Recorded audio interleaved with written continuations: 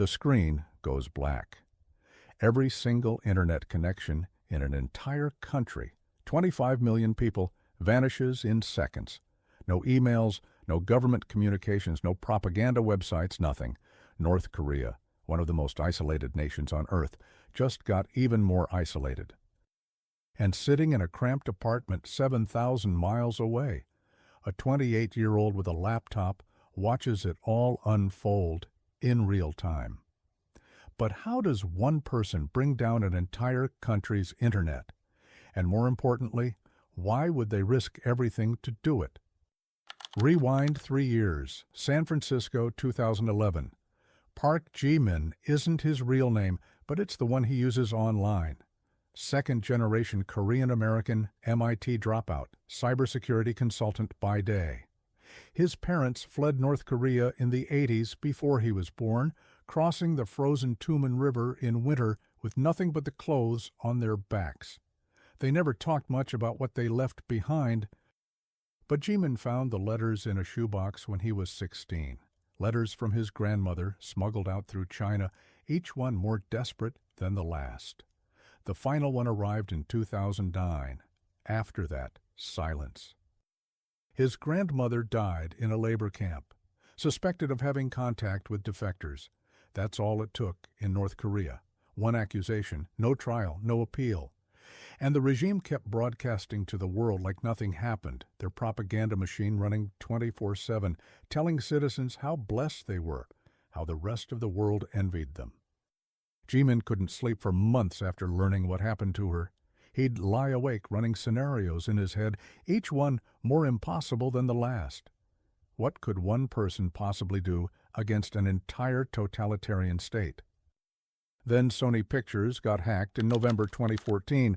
The attackers crippled their network, leaked confidential data, threatened terrorist attacks against movie theaters.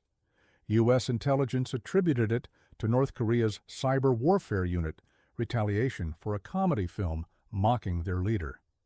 The regime denied everything while their state media celebrated the hack. And that's when Ji-min realized something crucial. North Korea's greatest weapon was also their greatest vulnerability. They lived online, in the shadows, thinking they were untouchable. But the internet has no borders, and every system has a weakness. He starts small. Reconnaissance, mapping North Korea's external digital infrastructure. The country only has one internet service provider, wholly controlled by the government, 4 main IP address blocks, a handful of websites accessible from outside, propaganda outlets, airline booking systems, a few educational portals. Everything else sits behind the most paranoid firewall architecture ever constructed. Most hackers looked at this and saw an impenetrable fortress. Ji-min saw a house with only one door, and if you control that door, you control everything. For 18 months, he studies their patterns. North Korean hackers are good, some of the best in the world, trained since childhood in specialized schools. But they're predictable. They route their attacks through compromised servers in other countries, China, Southeast Asia, Eastern Europe. They use the same command and control infrastructure repeatedly because they think it's secure. Ji-min starts cataloging their digital fingerprints, tracing their movements like a hunter tracking prey through snow. He's not trying to hack into North Korea, not yet. He's learning how they hack out of it. By mid-2016, he's identified 17 servers in 6 countries that North Korean operatives use as launching points for their attacks. He compromises every single one, not to shut them down, to watch, to learn. He sees them targeting South Korean infrastructure, probing Japanese defense contractors, running phishing campaigns against U.S. government employees. And he notices something interesting. When they're done with an operation, they don't cover their tracks particularly well. Why would they? Who's going to retaliate against North Korea? Nobody wants that smoke. Everyone's too afraid of the geopolitical consequences. If you're realizing where this is heading, hit that like button and subscribe, because what happens next completely changes the game. The technical challenge is brutal. North Korea's internet connection routes through China Unicom. To take it down, he needs to accomplish something that sounds simple, but is nearly impossible: a sustained denial-of-service attack powerful enough to overwhelm their limited bandwidth. But North Korea's internet is already tiny. Their entire country has less bandwidth than a medium-sized U.S. city. A standard DDoS attack would be obvious, traceable back to its source within minutes. He needs something more elegant, something that looks like an accident. He spends 6 months building a botnet, but not the usual kind. He compromises routers and IoT devices, sure, but only ones with plausible connections to the region. Devices in China, Russia, Mongolia, Japan. Equipment that might reasonably be trying to communicate with North Korean IP addresses for legitimate reasons: trade inquiries, tourism bookings, academic research. He writes custom malware that makes each infected device behave slightly differently, randomizing their attack patterns so they don't look coordinated. To any observer, it should look like North Korea's internet is simply overwhelmed by normal traffic spikes, technical difficulties, nothing more. December 2016, he's ready. But there's still the question that keeps him up at night. Is he about to commit an act of cyber warfare? The U.S. government has tools to do this, probably better than his. They choose not to use them because the diplomatic fallout would be catastrophic. He's just one guy, no authority, no oversight, no backup plan if this spirals out of control. He thinks about his grandmother, about the thousands of people currently suffering in camps while the world looks away because it's complicated, because geopolitics matter, because sanctions are the best we can do. He thinks about Sony, about how North Korea attacked a private company on U.S. soil and basically got away with it.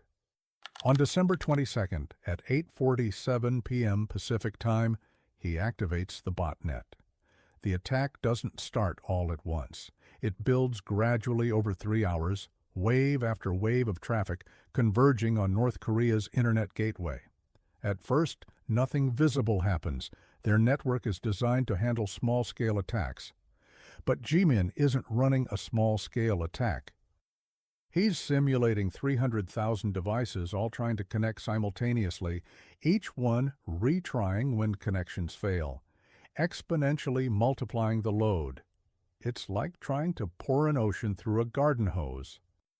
North Korea's internet collapses at 11:52 p.m. Their external websites go offline. Government communications with foreign embassies stop mid-transmission. The propaganda outlets broadcasting their version of reality to the world simply vanish. And they stay down. 3 hours, 6 hours, 12 hours. North Korean technicians are scrambling, trying to filter the traffic, block the sources, but the attack is coming from everywhere and nowhere all at once. They manage to restore partial service after 9 hours, but Jimin's botnet adapts, finding the new routes, overwhelming them again. This continues for 3 days, partial outages, complete blackouts. Their technicians fighting against an invisible adversary who seems to anticipate their every move, because he does. Jimin spent 18 months studying exactly how they think, how they respond to threats. Every defensive measure they implement, he's already prepared a counter for. Not because he's necessarily smarter than them, but because he has something they don't: freedom to experiment, to fail, to learn without a labor camp waiting if he makes a mistake. By December 25th, Western cybersecurity firms are publishing analyses. Most conclude it's a DDoS attack, possibly retaliation for Sony, but nobody can identify the source. Some speculate it's the U.S. government, though State Department officials deny involvement. A few conspiracy theorists suggest it's an inside job, North Korean factions fighting for control. The truth is simpler and more terrifying. One motivated individual with sufficient technical skills just demonstrated that even the most isolated regime on Earth isn't safe from consequences. Not anymore. Jimin shuts down the attack after 72 hours. He could keep going, could potentially keep North Korea's internet down indefinitely, but that was never the point. He's made his statement. The botnet begins dismantling itself, wiping traces from infected devices, deleting logs, severing command infrastructure. Within 48 hours, the tools he used to execute the attack essentially ceased to exist. He's thought about this part extensively. The attack itself might be justifiable as activism, but leaving those tools accessible would be criminally irresponsible. Someone else might use them for worse purposes, so he destroys everything. The FBI figures it out in April 2017, not the identity initially, but the fact that it wasn't a state actor. The attack patterns are too individualistic, too creative in ways that government operations usually aren't. They're working backward through server logs, finding fragments Jimin missed during cleanup, and they're good at this. He knows they're coming eventually. The question is how long he has. He considers running Mexico, Southeast Asia, somewhere without extradition treaties. But his parents are here. His life is here. And honestly, part of him wants to be caught, wants the conversation to happen in public, wants people to confront what he did and why he did it. They arrest him on June 3, 2017, at a coffee shop in Oakland. No dramatic raid, just two agents politely asking him to come with them. And he does. The charges are severe. Computer fraud, conspiracy to damage protected computers, unauthorized access to computer systems. If convicted on all counts, he's looking at 25 years minimum. The prosecution argues he's a cyber terrorist who unilaterally launched an attack on a foreign nation, setting a dangerous precedent that could lead to escalation, potentially even war. They're not entirely wrong. But here's where things get complicated. Public opinion splits hard. Cybersecurity experts are horrified, calling it vigilante justice that undermines international norms. Human rights activists point out that North Korea routinely commits actual war crimes and faces minimal consequences. The ethical debate rages for months. Did he help the North Korean people by embarrassing the regime? Or did he harm them by cutting off one of their few windows to the outside world, however controlled? There's no clean answer. His trial becomes a spectacle. The prosecution wants to make an example of him, demonstrate that the U.S. takes cyber attacks seriously regardless of the target. His defense argues jury nullification essentially that while he technically broke laws, his actions were morally justified given North Korea's atrocities. They bring in defectors to testify about conditions in the camps. They show evidence of North Korea's own cyber operations against U.S. targets. They argue that Jimin did what governments wouldn't, couldn't, or chose not to do. The jury deliberates for 6 days. They find him guilty on 2 counts, acquit on 3 others. The judge has enormous discretion in sentencing. She acknowledges the unusual circumstances, the lack of direct casualties, the complex moral dimensions. But she also emphasizes that individuals cannot conduct foreign policy through cyber attacks, regardless of intentions. The sentence comes down in January 2018. 4 years in federal prison, followed by 5 years supervised release with strict restrictions on computer use. It's lighter than it could have been, much lighter, but it's still 4 years. During his incarceration, something unexpected happens. North Korea's internet gets hit again in September 2018, then again in April 2019. Different attacks, different methods, but the same result: the regime's external digital infrastructure going dark for hours or days at a time. Investigators never definitively identify the perpetrators. Some speculate it's copycat activists inspired by Jimin. Others think it might be government operations now that the precedent exists. North Korea's security services are paranoid about it, seeing threats everywhere, which ironically makes their systems more brittle as they implement increasingly restrictive controls. Jimin serves 3 years, getting released early for good behavior in January 2021. He's prohibited from accessing the internet unsupervised. He can't work in cybersecurity. His passport is flagged. He gets a job doing bookkeeping for his uncle's restaurant and lives with his parents. It's a quiet life. He's not allowed to give interviews about what happened, and he doesn't want to anyway. The story got told without him.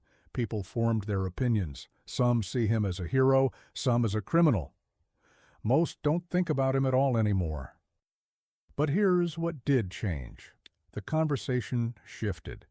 Before December 2016, cyber operations against nation-states were exclusively the domain of governments and government-sponsored groups. The idea that a lone individual could launch an effective attack on a country's infrastructure was theoretical. G-Man proved it was possible.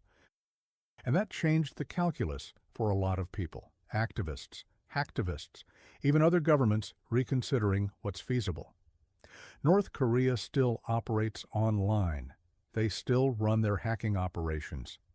But they do so knowing that they're vulnerable in ways they hadn't fully appreciated before. The debate about whether what he did was right continues. There's no consensus.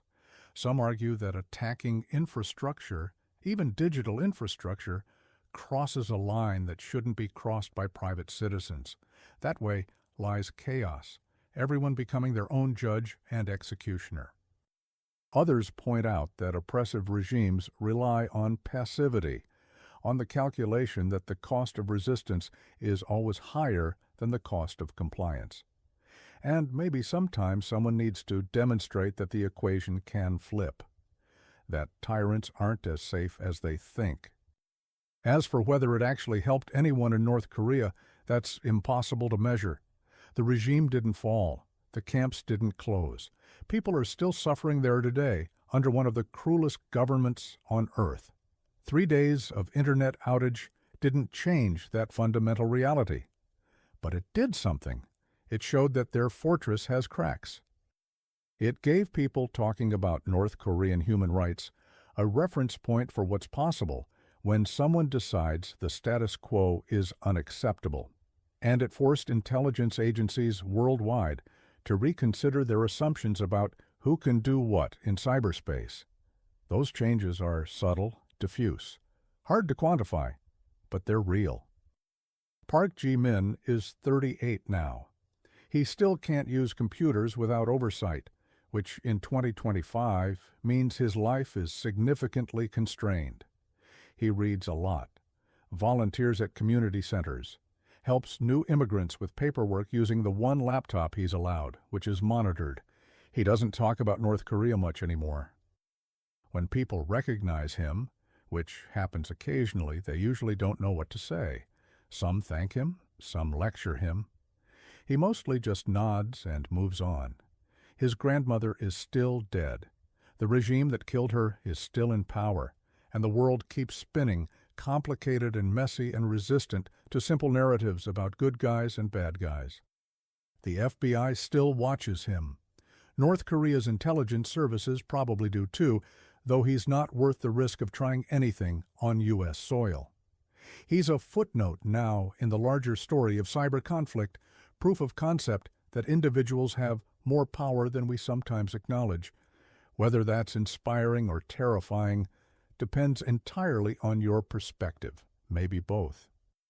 Power without accountability is always dangerous, even when wielded with good intentions. But so is pretending that formal systems always work, that patience and proper channels will eventually address every injustice. Sometimes they don't.